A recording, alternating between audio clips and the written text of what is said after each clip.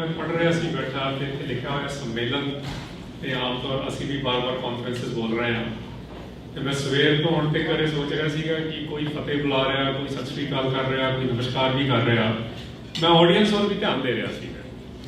Nothing is wrong, ये सारिया गल्लां विचों मैं जान के इस तरह शुरू कर रहा बड़ी सिंपलिस्टिक आइडिया तो कि जब ऑडियंस जिहड़े बैठे ने असीं उन्हां नूं पहले लैवल ते संबोधन करीदा, दूसरा जिहड़े ऑनलाइन देख रहे हैं उन्हां नूं कर रहे हैं।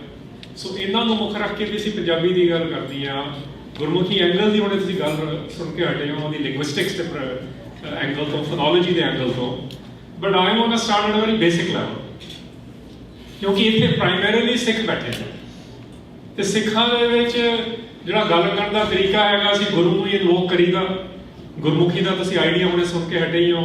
सो आओ सारे अपनी सुरत दे विच एक ओंकार नूं लैके आओ ते उस सुरत तो रूह विच भी लैके जाओ ते फतेह प्रवान करो, वाहिगुरू जी का खालसा वाहिगुरू जी की फतेह एंड गुड आफ्टरनून ते जिन्ना मर्जी होर ऐड कर लो।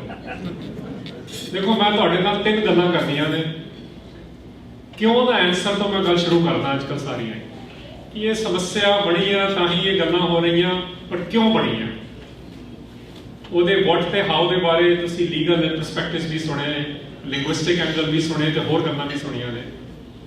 ਕਿਉਂ ਬਣੀ ਹੈ ਇਹਦੇ ਉੱਤੇ ਥੋੜੀ ਤਵੱਜੋ ਦਵਾਂਗਾ, ਫਿਰ ਮੈਂ ਆਪਣੇ ਐਕਸਪੀਰੀਅੰਸ ਦੇ ਲੈਵਲ ਤੇ ਗੱਲ ਕਰਾਂਗਾ ਕਿਉਂਕਿ ਮੈਂ ਪੰਜਾਬੀ ਤੁਸੀਂ ਕਹਿ ਰਹੇ ਹੋ ਕੋਇਨਸੀਡੈਂਸਸ ਕਰਕੇ ਜਾਂ ਕੁਝ ਸਟੇਟ ਦੇ ਇਸ਼ੂਜ਼ ਕਰਕੇ, ਸਪੈਸ਼ਲੀ ਪੰਜਾਬ ਸਟੇਟ ਜਿਹੜਾ ਇੰਡੀਅਨ ਸਾਈਡ ਤੇ ਆ, ਪੰਜਾਬੀ ਐਜ਼ ਅ ਲੈਂਗੁਏਜ ਮੈਂ ਸਟਿੱਕਰ ਦੀ ਪੜ੍ਹੀ ਹੋਈ ਕਲਾਸ ਲੈ ਕੇ। ਸੋ ਮੈਂ ਕਿਵੇਂ ਪੰਜਾਬੀ ਸਿੱਖੀ ਮੈਂ ਉਹ ਵੀ ਤੁਹਾਡੇ ਨਾਲ ਸ਼ੁਰੂ ਕਰਾਂਗਾ, ਗੱਲ ਸ਼ੇਅਰ ਕਰਾਂਗਾ। फिर तीसरी गल करांगे कि अज दे 2018 च आपां बैठे हाँ ते मोस्टली जिहड़े तुसीं इत्थे बैठे हो, मेरी भी अधेड़े की उम्र तो ज़्यादा हो गई है, चिड़ियां दाड़ियां वाले बैठे हो, भावें काड़ियां कीतियां होण थोड़ी जिहियां, and we are worrying about कि अगलियां नूं किवें सिखाणी आ ते तुहानूं अगलियां गल्लां भी करनियां पैणगीआं ना। फिर पिछलियां गल्लां नालों अगली गल ही दस्सी जाओ, पर पिछलियां गल्लां पता होणियां बहुत जरूरी ने। अज भाषा किवें सिखाई जाती है, अज सिखाण दी पैडागॉजी की है, टैकनीक्स की ने, ਉਹਦੇ ਬਾਰੇ ਵੀ ਗੱਲ ਕਰਨ ਦੀ ਲੋੜ ਹੈ। ਸੋ ਇਹ ਤਿੰਨ ਗੱਲਾਂ ਮੈਂ ਆਪ ਜੀ ਨਾਲ ਕਰਾਂਗਾ।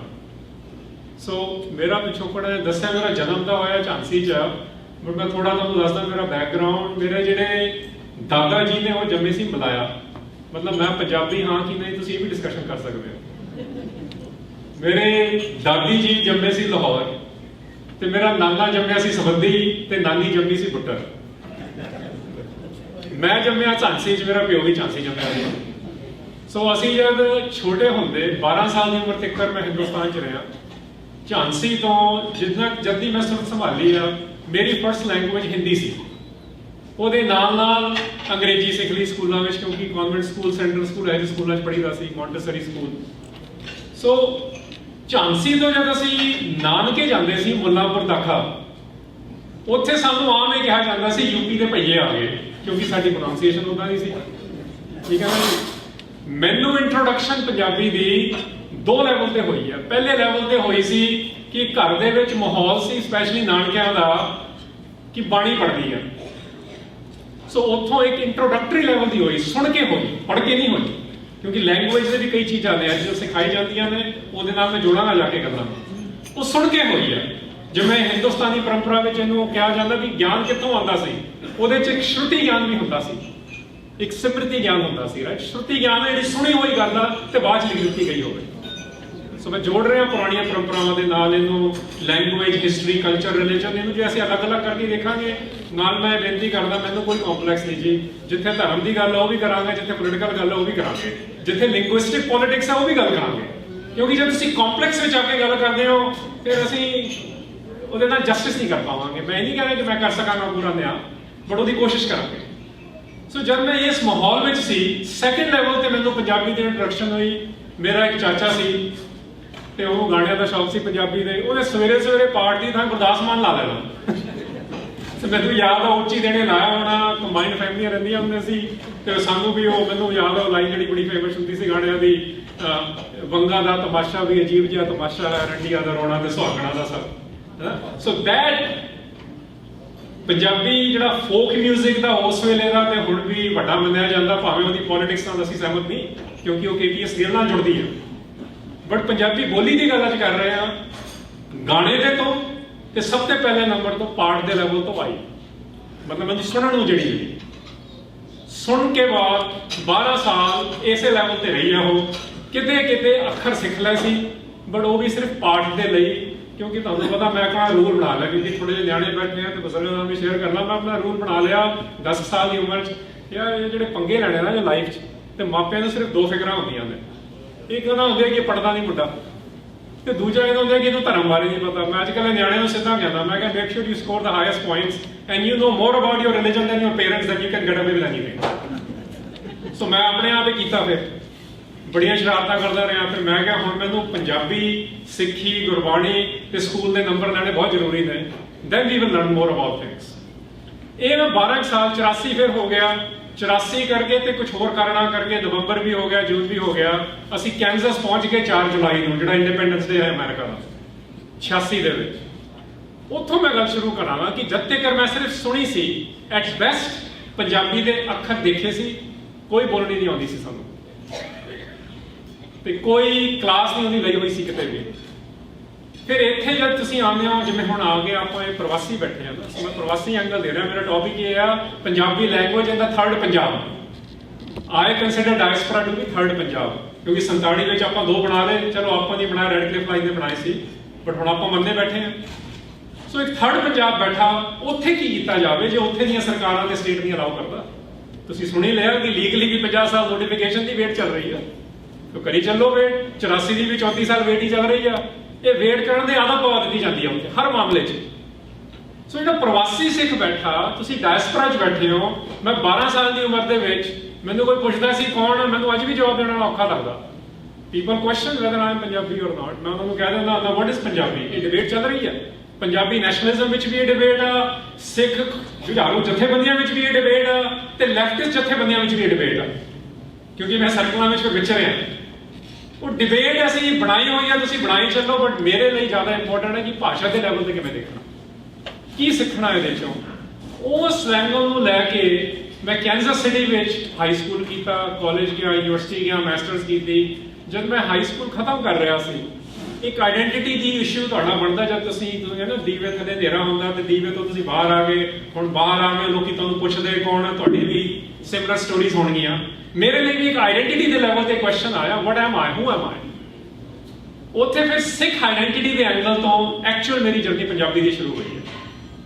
ਫਿਰ ਜਦ ਮੈਂ ਪਹਿਲੀ ਵਾਰ ਸੈਲਫ ਸਟੱਡੀ ਕਰਕੇ ਪੰਜਾਬੀ ਪੜ੍ਹੀ ਤੇ ਪਹਿਲੀ ਵਾਰ ਸਹਿਜ ਪਾਠ ਕੀਤਾ ਨਾ ਗੁਰੂ ਗ੍ਰੰਥ ਸਾਹਿਬ ਦਾ, ਮੈਨੂੰ ਉੱਥੋਂ ਪਤਾ ਲੱਗਿਆ ਕਿ ਅੱਧੀ ਤੋਂ ਜ਼ਿਆਦਾ ਗੱਲਾਂ ਜਿਹੜੀਆਂ ਮੈਨੂੰ ਸਿੱਖੀ ਬਾਰੇ ਵੀ ਦੱਸੀ ਗਈਆਂ ਨੇ, ਉਹ ਗਲਤ ਨੇ। ਸਪਿਨਿੰਗ ਚੱਲ ਰਹੀ ਹੈ, ਜਿਹਨੂੰ ਅੱਜ ਕੱਲ੍ਹ ਅਸੀਂ ਮਾਡਰਨ ਟਰਮਸ ਵਿੱਚ ਸਪਿਨਿੰਗ ਕਹਿੰਦੇ, ਸਪਿਨ ਡਾਕਟਰਸ, ਪੰਡਿਤ ਹੁਣ ਸਿਰਫ ਉਹ ਬ੍ਰਾਹਮਣ ਹੀ ਨਹੀਂ ਰਹਿ ਗਿਆ, ਵਾਲ ਸਟਰੀਟ ਤੇ ਵੀ ਬੈਠੇ ਨੇ ਤੇ ਇੱਥੇ ਵੀ ਟੀਵੀਆਂ ਤੇ ਨੇ। ਉਹਨਾਂ ਦਾ ਕੰਮ ਹੁੰਦਾ ਸਪਿਨ ਕਰੋ ਚੀਜ਼ਾਂ ਨੂੰ, ਇੱਕ ਚੀਜ਼ ਨੂੰ ਏਦਾਂ ਸਪਿਨ ਕਰੀ ਜਾਓ ਪਤਾ ਹੀ ਨਾ ਲੱਗੇ, ਕਿਉਂਕਿ ਕਿਸੇ ਨੂੰ ਪਤਾ ਹੀ ਨਹੀਂ ਆਥੈਂਟਿਕ ਸੋਰਸ ਕੀ ਹੈ। So for me number 1 contribution for me was ਕਿ ਜਿਹੜਾ ਸਿੱਖੀ ਦਾ ਨਾਮ ਦਾ ਕਲਚਰ ਆ, ਇੱਕ ਓਂਕਾਰ ਦਾ ਕਲਚਰ ਆ, ਉਹਦੀ ਸਮਝ ਆਉਣੀ ਸ਼ੁਰੂ ਹੋਈ, ਉਹਦੀਆਂ ਝਲਕੀਆਂ ਮਿਲਣੀਆਂ ਸ਼ੁਰੂ ਹੋਈਆਂ।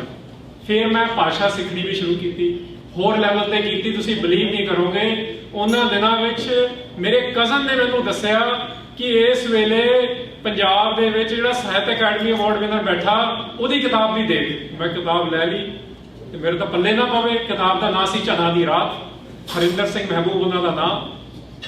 ਤੇ ਆਮ ਜਿਹੜੇ ਪੰਜਾਬੀ ਦੇ ਐਮਏ ਕਰੇ ਵੀ ਬੈਠੇ ਹੋਣਗੇ, ਤੁਸੀਂ ਵੀ ਸਿਰਫ ਜਾਣ ਲੱਗ ਜਾਓਗੇ ਉਹਨਾਂ ਦਾ ਫਾਰਵਰਡ ਪੜ੍ਹ ਕੇ, ਮੁਖਬੰਦ ਪੜ੍ਹ ਕੇ ਜਾਂ ਪ੍ਰਵੇਸ਼ ਪੜ੍ਹ ਕੇ।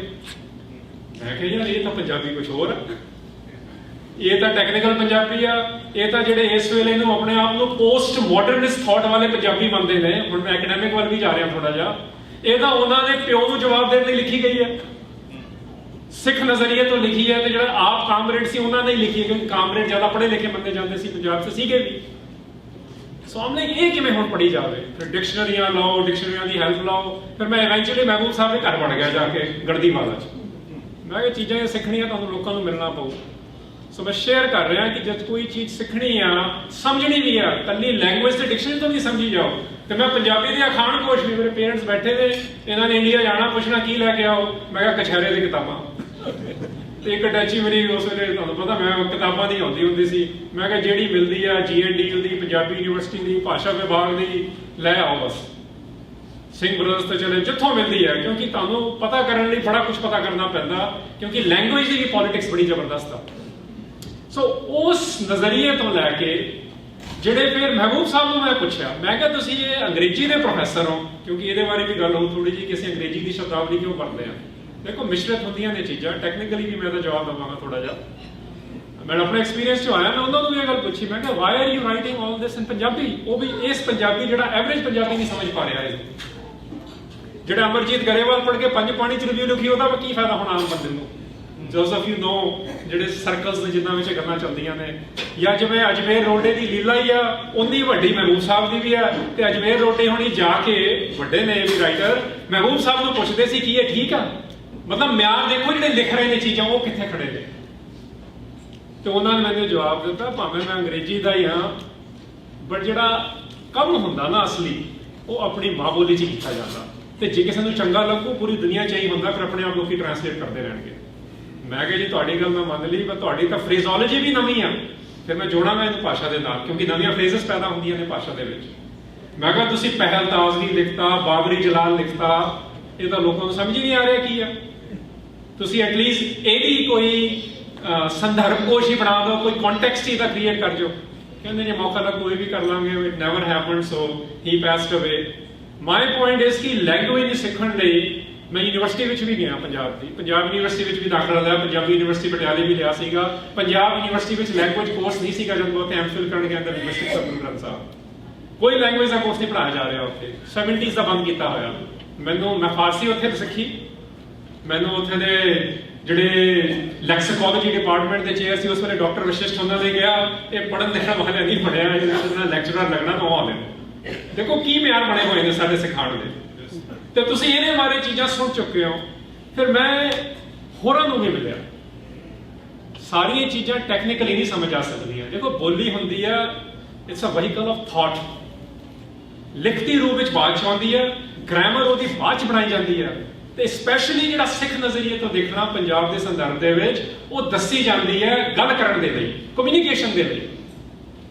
ਕਮਿਊਨੀਕੇਸ਼ਨ ਦੇ ਲਈ ਲੋਕਾਂ ਦੇ ਵਿੱਚ ਕਿਸ ਤਰ੍ਹਾਂ ਬੋਲੀ ਜਾ ਰਹੀ ਹੈ, ਇਹ ਸਮਝਣੀ ਜ਼ਰੂਰੀ ਹੈ। ਫਿਰ ਮੈਨੂੰ ਯਾਦ ਆ, ਆਈ ਥਿੰਕ ਭਾਸ਼ਾ ਵਿਭਾਗ ਦਾ ਇੱਕ ਪੰਜਾਬੀ ਅਖਾਣ ਕੋਸ਼ ਮੈਂ ਲਿਆ। ਮੈਂ ਕਿਹਾ ਲੋਕਾਂ ਦੀ ਬੋਲੀ ਸਮਝਣੀ, ਅਖਾਣ ਵੀ ਸਿੱਖਣੇ ਪੈਣੇ ਨੇ, because I am not a Punjabi from that angle. ਕਈ ਵਾਰੀ ਮੈਂ ਮਜ਼ਾਕ 'ਚ ਵੀ ਕਹਿ ਦਿੰਦਾ ਹੁੰਦਾ ਕਿ ਅੱਜ ਕੱਲ੍ਹ ਲੋਕਾਂ ਨੂੰ ਲੱਗਦਾ, ਸਪੈਸ਼ਲੀ ਡਾਇਸਪੋਰਾ ਜਿਹੜੇ ਬੈਠੇ ਨੇ, ਕਿ ਜੇ ਭੰਗੜਾ ਕਰਨਾ ਜਾਣਦੇ ਹੋ ਤੇ ਤੰਦੂਰੀ ਚਿਕਨ ਖਾ ਲਿਓ ਤੁਸੀਂ ਪੰਜਾਬੀ ਬਣ ਗਏ।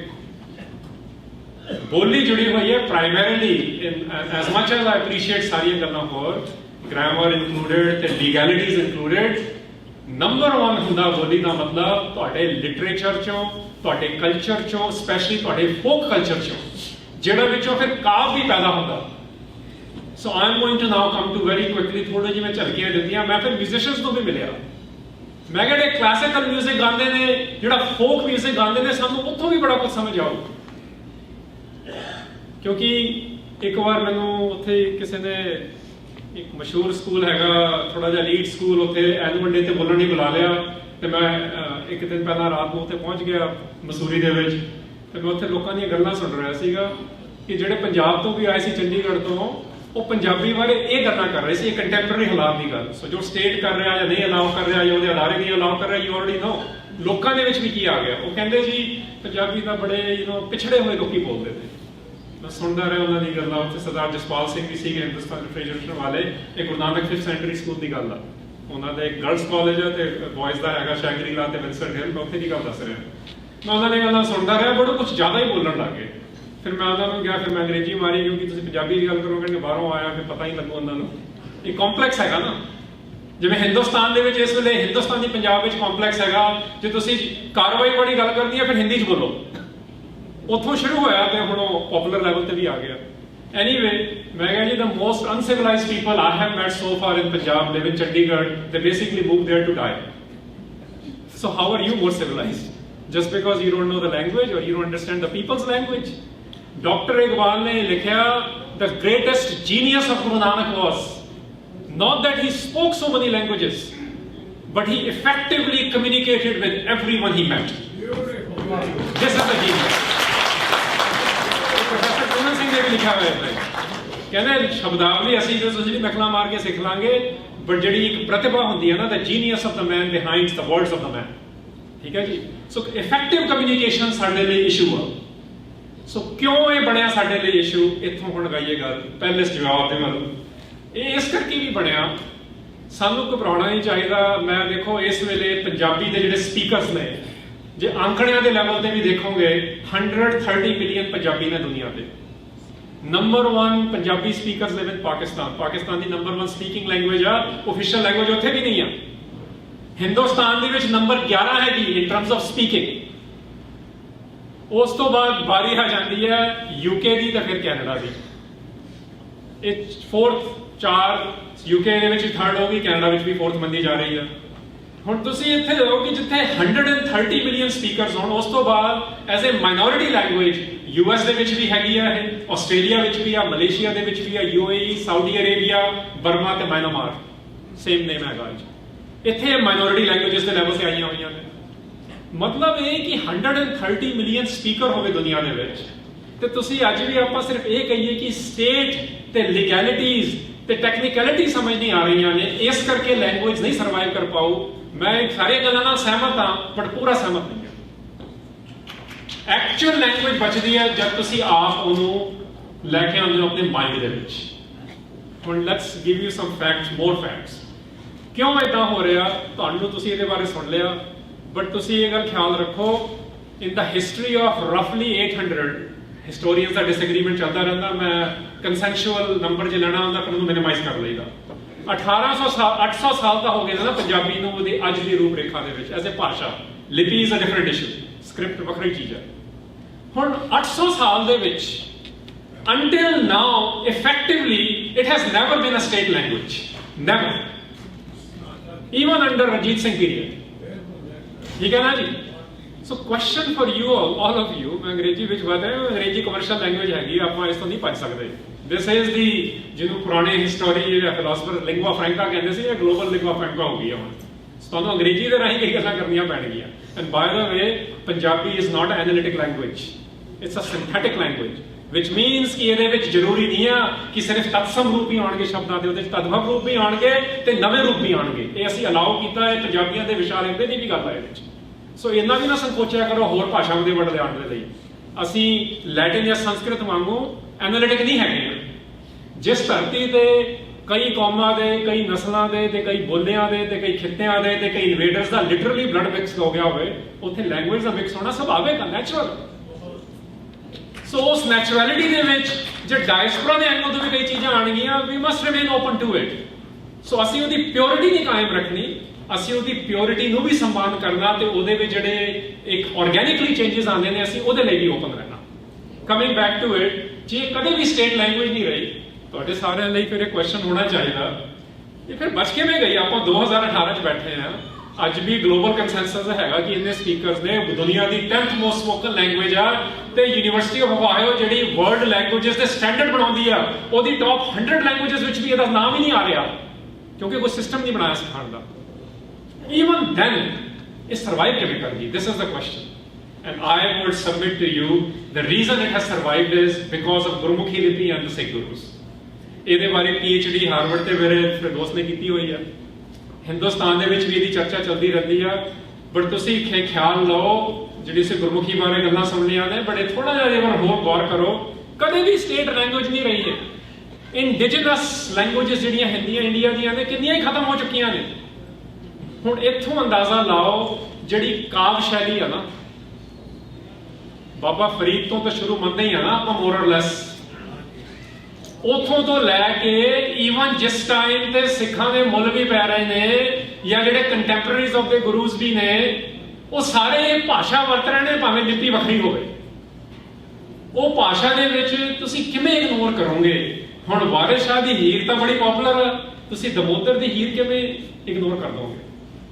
ਮੈਂ 5 ਮਹੀਨੇ ਪਹਿਲਾਂ ਲਾਹੌਰ ਸੀਗਾ, ਆਈ ਗੋ ਟੂ ਬੋਥ ਪੰਜਾਬਸ। ਮੈਂ ਆਪਣੇ ਜਦ ਮੈਂ 97 ਵਿੱਚ ਮੈਂ ਦੁਬਾਰਾ ਹਿੰਦੁਸਤਾਨ ਜਾਣਾ ਸ਼ੁਰੂ ਕੀਤਾ ਸੀ, ਕਿਉਂਕਿ ਇੱਕ 84 ਦਾ ਗੁੱਸਾ ਵੀ ਸੀ, ਐਂਗਰ ਵੀ ਸੀ।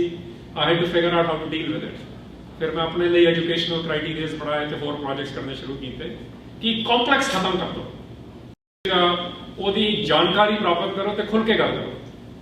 ਕਿਉਂਕਿ ਗੁਰਬਾਣੀ ਵਿੱਚ ਅੱਜ ਦਾ ਹੁਕਮ ਦਰਬਾਰ ਸਾਹਿਬ ਦਾ ਹੈ, ਗੁਰੂ ਅਰਜਨ ਪਾਤਸ਼ਾਹ ਦਾ ਲਿਖਿਆ ਹੋਇਆ, ਜਿਨ੍ਹਾਂ ਦੇ ਕਰਕੇ ਸਾਡੇ ਕੋਲ ਗੁਰੂ ਗ੍ਰੰਥ ਸਾਹਿਬ ਆਇਆ, ਜਿਸ ਕਰਕੇ ਸਾਨੂੰ ਪੱਟੀ ਲਿਖੀ ਬਚ ਗਈ, ਨਹੀਂ ਤਾਂ ਉਹ ਵੀ ਤਬਾਹ ਕਰ ਦੇਣੀ ਸੀ ਕਿਤੇ ਨੇ। ਅੱਜ ਦੇ ਹੁਕਮ ਵਿੱਚ ਵੀ ਉਹ ਦੱਸ ਰਹੇ ਨੇ ਸਾਨੂੰ ਬਿਲਾਵਲ ਰਾਗ 'ਚ ਕਹਿੰਦੇ ਜੇ ਤੁਸੀਂ ਆਪਣੇ ਸੋਗ ਤੇ ਸੰਤਾਪ ਖਤਮ ਕਰਨੇ ਨੇ ਨਾ, ਸੌਰੋਜ਼ ਤੇ ਪੇਨ, ਅੱਜ ਆਪਾਂ ਪੰਜਾਬੀ ਲਿਪੀ ਤੇ ਪੈਂਦੀ ਜਾਂ ਪੰਜਾਬੀ ਭਾਸ਼ਾ ਦੇ ਪੇਨ ਦੀ ਗੱਲ ਕਰ ਰਹੇ ਹਾਂ, ਤੇ ਕੀ ਕਰੋ? ਸਾਡੇ ਰਿਲੇਸ਼ਨਸ਼ਿਪ ਵੀ ਹੈ ਨਹੀਂ, ਅਸੀਂ ਮੰਗਦੇ ਕਿਹਦੇ ਕੋਲ ਹੈ ਸਾਨੂੰ ਇਹ ਵੀ ਨਹੀਂ ਪਤਾ ਲੱਗ ਰਿਹਾ। ਕਹਿੰਦੇ ਅਸੀਂ ਤਾਂ ਉਹਦੇ ਕੋਲੋਂ ਲੈਂਦੇ ਹਾਂ ਸਭ ਕੁਝ, ਸਰਕਾਰਾਂ ਕੋਲੋਂ ਤਾਂ ਸਾਨੂੰ ਪੰਜਾਬੀ ਅੱਜ ਤੱਕ ਕਰਨੀ ਮਿਲੀ, ਤੁਸੀਂ ਅੱਜ ਕਿਵੇਂ ਲੈ ਲਓਗੇ? ਲੱਗੇ ਰਹੋ, ਮੈਂ ਮਨਾ ਨਹੀਂ ਕਰ ਰਿਹਾ, ਜਿਹੜੇ ਕਰਨਾ ਕਰੋ, ਅਸੀਂ ਲੈਂਦੇ ਸਭ ਕੁਝ ਉਹਦੇ ਕੋਲੋਂ। ਤੇ ਪੰਜਾਬੀ ਬਚੀ ਉਹਨਾਂ ਕੋਲੋਂ ਹੀ ਆ, ਭਾਵੇਂ ਉਹ ਸੁਲਤਾਨ ਬਾਹੂ ਦੀ ਹੂ ਤੋਂ ਬਗੈਰ। ਤੁਸੀਂ ਕਿਵੇਂ ਸਮਝ ਲਓਗੇ ਚੀਜ਼ਾਂ ਨੂੰ?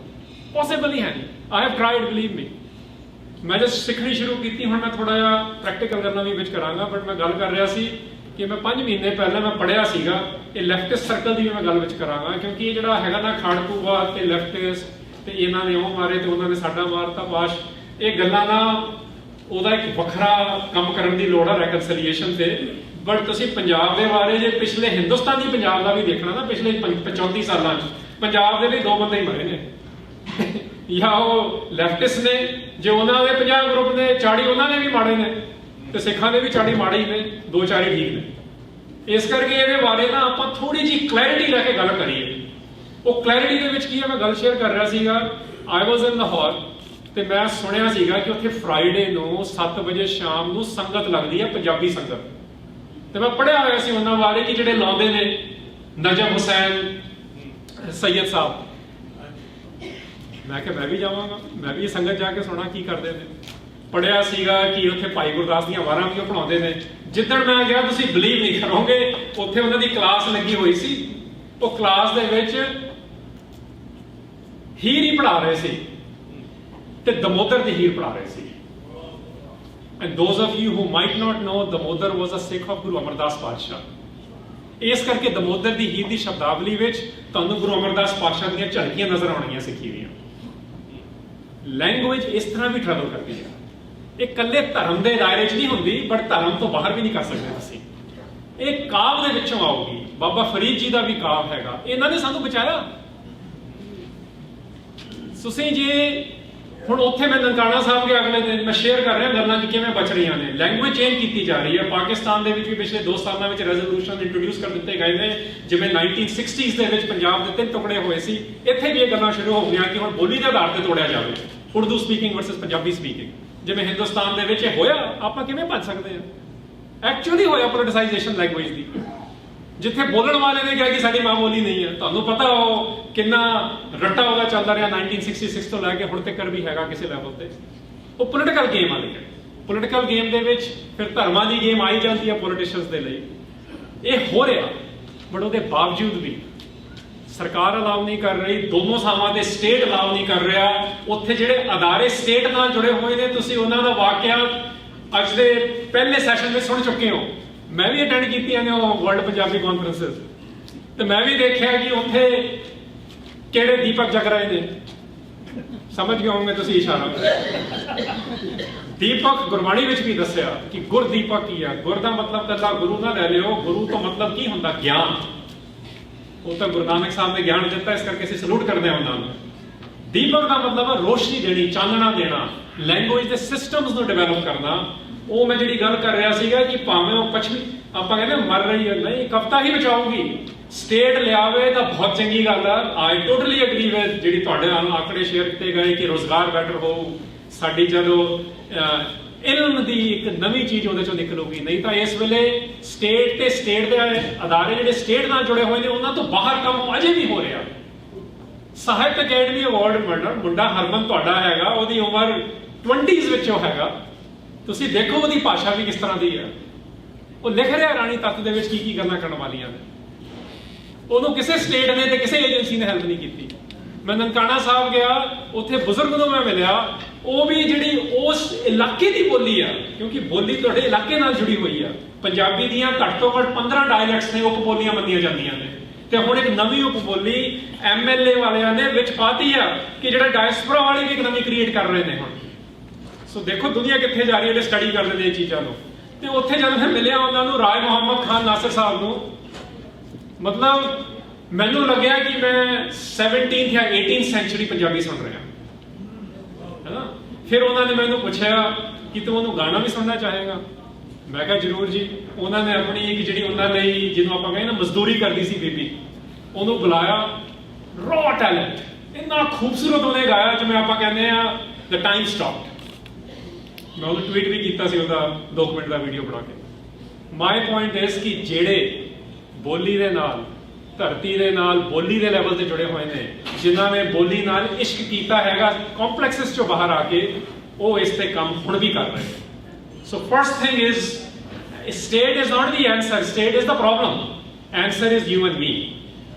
ਜਿਨ੍ਹਾਂ ਦੇ ਮਨਾਂ ਵਿੱਚ ਆ ਗਈ, ਜਿਨ੍ਹਾਂ ਦੀ ਜ਼ਬਾਨ ਤੇ ਆ ਗਈ, ਜਿਵੇਂ ਵੀ ਜਿਹੜੇ ਮਰਜ਼ੀ, ਭਾਵੇਂ ਐਕਸੀਡੈਂਟਲੀ ਆਈ ਆ ਤੇ ਭਾਵੇਂ ਇੰਟਰੋਡਿਊਸ ਕੀਤੀ ਗਈ।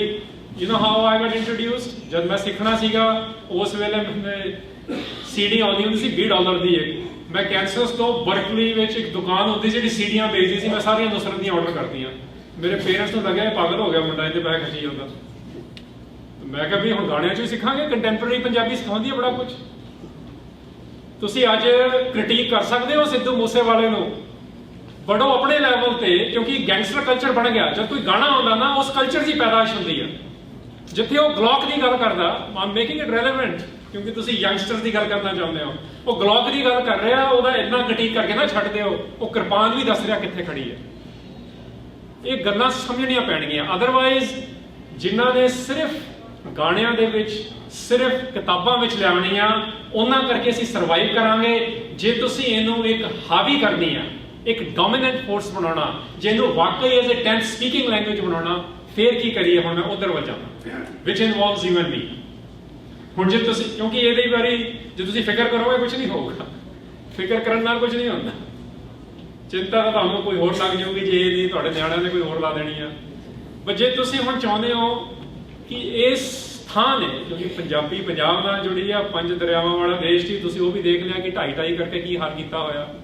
ਦਰਿਆ ਵੀ ਸੁੱਕ ਗਿਆ ਨਾ, ਉਹ ਸਾਡੇ ਵੀ ਇਹੀ ਹਾਲ ਹੈ। ਇਸ ਇੱਕ ਸਿੰਬਲਿਜ਼ਮ ਹੈ ਬਹੁਤ ਤਗੜਾ।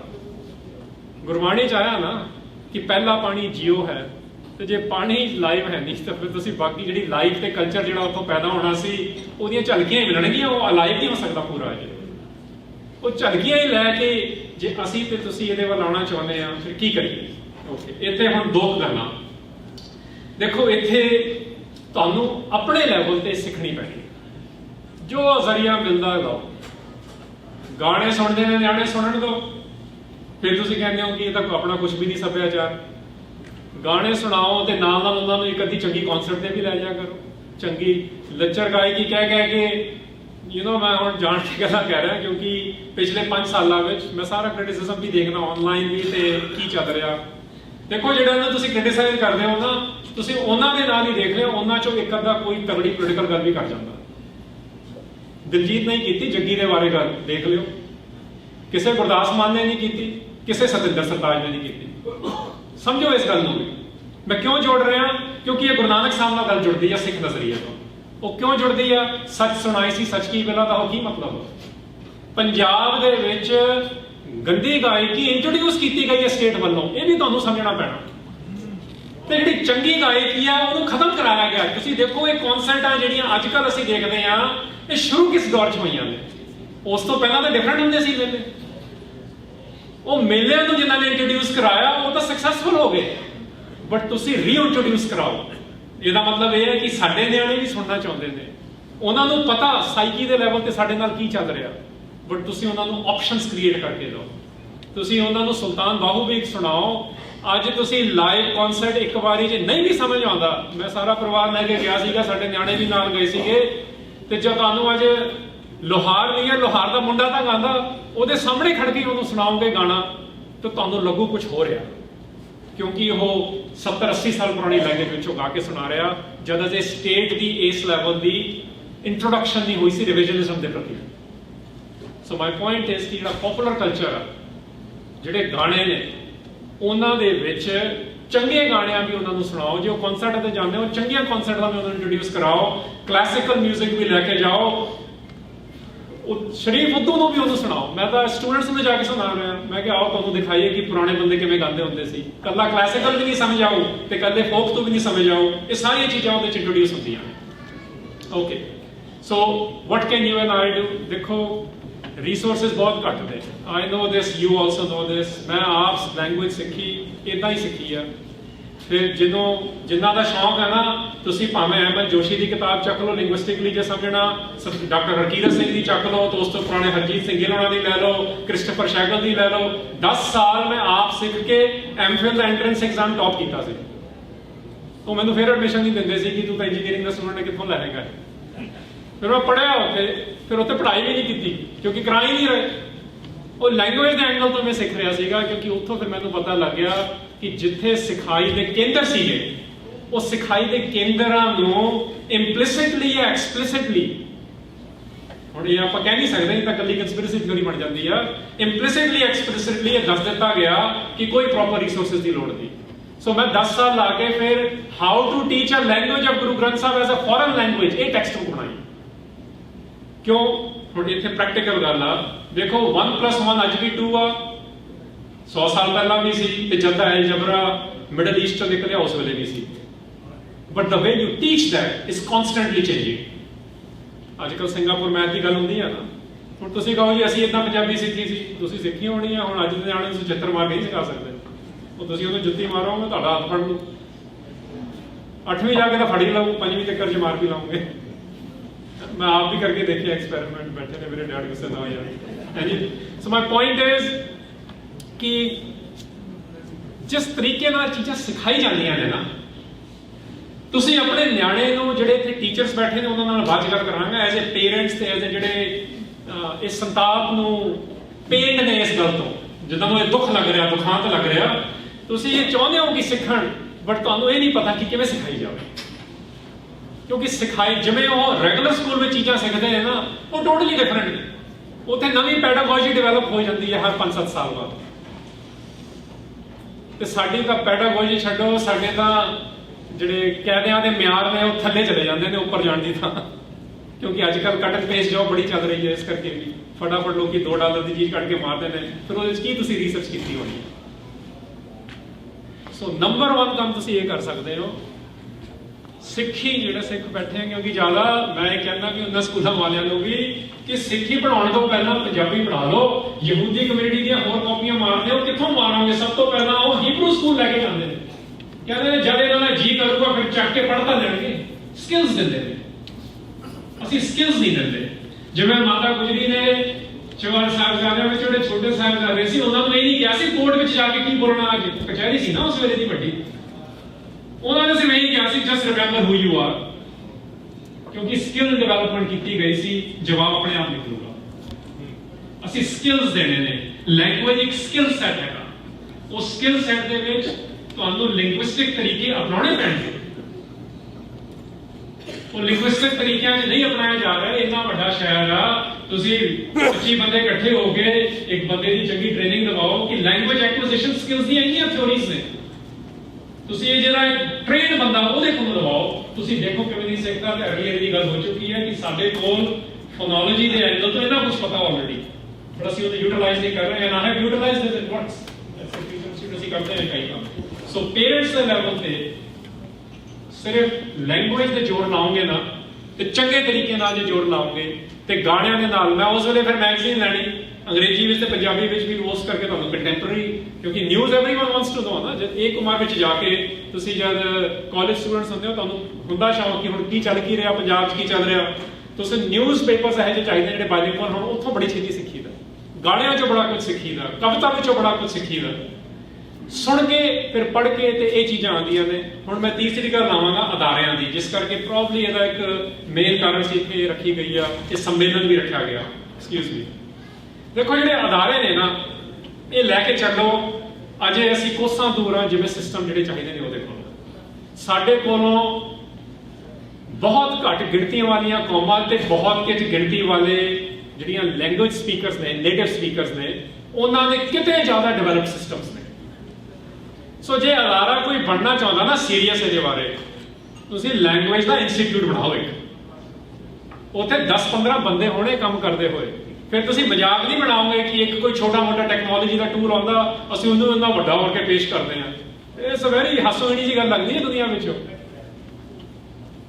ਸੋ ਕੀ ਕਰੀਏ? ਹੁਣ ਇਹ ਮਾਡਲ ਦੀ ਗੱਲ ਕਰਾਂਗਾ ਕਿ ਪਹਿਲਾਂ ਕੀ ਹੁੰਦਾ ਸੀ ਤੇ ਹੁਣ ਕੀ ਆ। ਜਦ ਮੈਂ ਪਹਿਲਾਂ ਕਹਿ ਰਿਹਾ, ਮੇਰਾ ਪਹਿਲਾਂ ਤੋਂ ਮਤਲਬ ਪਿਛਲੇ 10 ਸਾਲ। ਤੁਸੀਂ ਆਪਣਾ ਪਹਿਲਾਂ ਨਾ ਦੇਖਿਓ, आई एम कंसर्नड अबाउट, मैं क्योंकि अमरीका च ਹੁਣ ਰਹਿ ਲਿਆ, ਮੇਰਾ ਇੱਕ ਕੰਸਰਨ ਮੈਂ ਥੋੜਾ ਜਿਹਾ ਜੈਫਰਸੋਨੀਅਨ ਵੀ ਆ, ਜਿਨ੍ਹਾਂ ਨੂੰ ਪਤਾ ਉੱਥੇ ਦੇ ਜਿਹੜੇ ਸੀਗੇ ਪ੍ਰੈਜ਼ੀਡੈਂਟ, ਤੇ ਮੈਂ ਥੋੜਾ ਜਿਹਾ ਲਿੰਕਨਾਈਟ ਵੀ ਹੈਗਾ, ਤੇ ਉਹਦੀ ਲਿੰਕਨ ਦੀ ਕਹਾਵਤ ਸੀ ਗਈ ਕਿ stop bragging about what your grandfather did and start worrying about what your grandson is up to. ਠੀਕ ਹੈ ਜੀ, ਮਤਲਬ ਸਿੱਧੀ ਪੰਜਾਬੀ ਜਿਹਦਾ ਗੱਲ ਬਣਦੀ ਹੈਗੀ ਕਿ ਆਪਣੇ ਬਜ਼ੁਰਗਾਂ ਦੇ ਜਿਹੜੇ ਕੰਮ ਕੀਤੇ ਉਹਨਾਂ ਦੀਆਂ ਰੋਟੀਆਂ ਸੇਕਣੀਆਂ ਬੰਦ ਕਰੋ। ਹੁਣ ਤੁਸੀਂ ਦੱਸੋ ਕਿ ਤੁਸੀਂ ਕੀ ਕਰਨਾ। ਸੋ ਜੇ ਕਿਸੇ ਨੇ ਅਦਾਰਾ ਬਣਾਉਣਾ, ਮੈਂ ਉਹਦੇ ਬਾਰੇ ਗੱਲ ਕਰਾਂਗਾ। ਤੁਸੀਂ ਇੱਥੇ 400-500 ਬੰਦੇ ਤੋਂ ਵੱਧ ਹੀ ਬੈਠਾ ਹੈਗਾ, 50 ਬੰਦੇ ਮਿਲ ਕੇ ਇੱਕ ਚੰਗਾ ਅਦਾਰਾ ਬਣਾ ਸਕਦੇ ਹੋ। It requires you to do things seriously. ਤੇ ਜੇ ਸਟੇਟ ਤੇ ਸਟੇਟ ਦੀ ਏਜੰਸੀ ਨਹੀਂ ਕਰ ਪਾ ਰਹੀਆਂ, ਰਿਮੈਂਬਰ ਸਿੱਖਾਂ ਦੇ ਮਨਾਂ ਵਿੱਚੋਂ, ਪੰਜਾਬੀਆਂ ਦੇ ਮਨਾਂ ਵਿੱਚੋਂ ਪੰਜਾਬੀ ਬਚੀ ਆ, ਇਸੇ ਕਰਕੇ ਬਚੀ ਆ। ਇਹ ਸੀਨਾ ਬਸੀਨਾ ਹੀ ਚੱਲ ਰਿਹਾ ਜੇ ਬੜਾ ਕੁਝ। ਹੁਣ ਉਹ ਲਿਖਤੀ ਰੂਪ ਵਿੱਚ ਵੀ ਆ ਗਿਆ। ਸੋ ਕੀ ਕਰੀਏ? ਪਹਿਲਾ ਗੱਲ ਇਹ ਸਮਝੋ ਕਿ ਜਿਹੜਾ ਅੱਜ ਦਾ ਸਟੂਡੈਂਟ ਆ, ਮੈਂ ਪਿਛਲੇ 10 ਸਾਲਾਂ ਨੂੰ ਕੰਪੇਅਰ ਕਰ ਰਿਹਾ, ਮਤਲਬ ਤੁਸੀਂ ਜਿਹੜੇ ਕੰਮ ਪਿਛਲੇ 10 ਸਾਲ ਹੋਇਆ ਉਹ ਨਾ ਕਰਿਓ ਪੰਜਾਬੀ ਸਿਖਾਉਣ ਲਈ, ਅਗਲੇ ਦੌਰ ਚ ਆ ਜਾਓ। 2018 ਚ ਬੈਠੇ ਆ ਆਪਾਂ, 2010 ਵਾਲੇ ਮਾਡਲ ਨਾ ਫੜ ਲਿਓ ਹੁਣ, ਕਿਉਂਕਿ ਟੈਕਨੋਲੋਜੀ ਬਹੁਤ ਛੇਤੀ ਚੇਂਜ ਹੋ ਰਹੀ ਹੈ, ਪੈਡਾਗੋਜੀ ਬਹੁਤ ਛੇਤੀ ਚੇਂਜ ਹੋ ਰਹੀ ਹੈ। ਕਿਉਂਕਿ ਤੁਹਾਡੇ ਵਿੱਚ ਬੜੇ ਕੰਸਰਨਡ ਬੰਦੇ ਬੈਠੇ ਨੇ ਜਿਨ੍ਹਾਂ ਨੇ ਕਰਨਾ ਇਹ ਕੰਮ, ਉਹਨਾਂ ਲਈ ਹੈ ਇਹ ਕਿ ਜਿਹੜਾ ਸਟੂਡੈਂਟ ਹੈ ਨਾ, ਪਹਿਲਾਂ ਉਹਨੂੰ ਸਿਖਾਈ ਜਾਂਦੀ ਸੀ language, which primarily meant grammar। ਹੁਣ ਪਤਾ ਕੀ ਸਿਖਾਇਆ ਜਾਂਦਾ? ਹੁਣ ਦੱਸਿਆ ਜਾਂਦਾ how to learn to use the language। ਸਮਝੋ ਗੱਲ ਨੂੰ? ਪਹਿਲਾਂ we used to teach the language, primarily meant ਕਿ grammar, ਜਿਹਨੂੰ ਅਸੀਂ cognitive skill sets ਕਿਹਾ ਜਾਂਦਾ। ਹੁਣ ਦੇ ਵਾਤਾਵਰਣ ਵਿੱਚ ਹੈਗਾ how to use the language।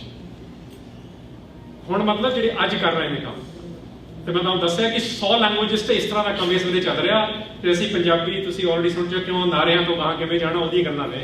ਜੇ ਵਾਕਈ ਇਹਨੂੰ ਇੱਕ ਲਾਰਜ ਫਨਲ ਤਿਆਰ ਕਰਨੀ ਆ, 130 ਮਿਲੀਅਨ ਪੰਜਾਬੀ ਬੈਠਾ, 70 ਮਿਲੀਅਨ ਪਾਕਿਸਤਾਨੀ ਪੰਜਾਬੀ ਬੈਠਾ, ਉਹਨਾਂ ਨੂੰ ਭੁੱਲ ਜਿਓ ਤੇ ਲਿਪੀਆਂ 'ਚ ਨਾ ਫਸ ਜਿਓ। ਸਿੱਖਾਂ ਦੀ ਗੁਰਮੁਖੀ ਹੈ, ਬੜਾ ਕਲੀਅਰ ਆ, ਪਰ ਸਾਰਿਆਂ ਲਈ ਨਹੀਂ ਜ਼ਰੂਰੀ ਹੋਵੇ।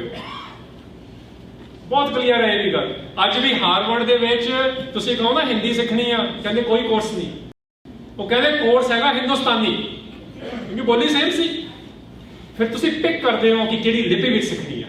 ਸਾਨੂੰ ਇਹ ਕੰਪਲੈਕਸ ਚੋਂ ਬਾਹਰ ਆਉਣਾ ਪੈਂਦਾ। ਫਿਰ ਉੱਥੇ ਤੁਹਾਨੂੰ ਦੋ ਆਪਸ਼ਨ ਦਿੰਦੇ ਨੇ, ਦੇਵਨਾਗਰੀ ਵਿੱਚ ਹਿੰਦੁਸਤਾਨੀ ਸਿੱਖਣੀ ਆ, ਜਾਂ ਜਿਹਨੂੰ ਅਸੀਂ ਅੱਜ ਕੱਲ੍ਹ ਉਰਦੂ ਜਾਂ ਪਰਸ਼ੋ ਅਰਬਿਕ ਸਕ੍ਰਿਪਟ ਕਹਿੰਦੇ ਨੇ, ਉਹ ਤੇ ਸਿੱਖਣੀ ਆ। ਸੋ ਆਪਾਂ ਵੀ ਪੰਜਾਬੀ ਜੇ ਰੱਖ ਲਈਏ, ਦੋ ਹੀ ਮੇਨ ਨੇ, ਜਿਹਨੂੰ ਅਸੀਂ ਹੁਣ ਸ਼ਾਹਮੁਖੀ ਤੇ ਗੁਰਮੁਖੀ ਕਹਿਣ ਲੱਗੇ ਆ। ਪਪੂਲਰ ਟਰਮਸ ਇਹ ਹੋ ਗਏ ਨੇ, ਐਕਸੈਪਟੇਬਲ ਟਰਮ ਇਹ ਨੇ ਕੌਮੀ ਲੈਵਲ ਤੇ। ਸੋ ਲੈਂਗੁਏਜ ਤੇ ਲਿਪੀ ਦੀ ਲੜਾਈ ਨਾ ਕਰਾਇਓ, ਉਹ ਹੈ ਵੀ ਨਹੀਂ। ਪਰ ਲਿਪੀਆਂ ਜਿਨ੍ਹਾਂ ਨੇ ਲੈਂਗੁਏਜ ਤੇ ਕੰਮ ਕਰਤਾ, ਦੋਨਾਂ ਨੂੰ ਆਉਣੀ ਬਹੁਤ ਜ਼ਰੂਰੀ ਨੇ, ਅਦਰਵਾਈਜ਼ ਅਸੀਂ ਕੁਝ ਹੋਰ ਬਣਾ ਲਾਂਗੇ ਚੀਜ਼ਾਂ ਦਾ। ਓਕੇ, ਸੋ ਕਲਾਸ ਜਿਹੜੀ ਆ, ਪਹਿਲਾਂ ਕਲਾਸ ਵਿੱਚ ਕੀ ਹੁੰਦਾ ਸੀ?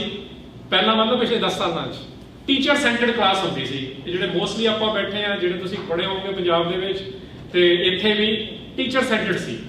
Now the class is not teacher centred, which means ਕਿ ਤੁਹਾਨੂੰ ਕਿੰਨਾ ਪਤਾ, ਦੈਟਸ ਨਾਟ ਦ ਪੁਆਇੰਟ। ਹੁਣ ਤਾਂ ਗੂਗਲ ਕਰ ਲੈਂਦੇ ਤੁਹਾਡੇ ਤੋਂ ਜ਼ਿਆਦਾ। ਹੁਣ ਕੋਈ ਗ੍ਰੰਥੀ ਵੀ ਪਾਠ ਕਰ ਰਿਹਾ ਹੁੰਦਾ, ਫਟਾਫਟ ਦੇਖ ਲੈਂਦੇ ਨੇ ਕਿਹੜੀ ਲਾਈਨ ਗਲਤ ਬੋਲ ਗਿਆ, right? Now the class is not teacher centred, teacher now is a facilitator.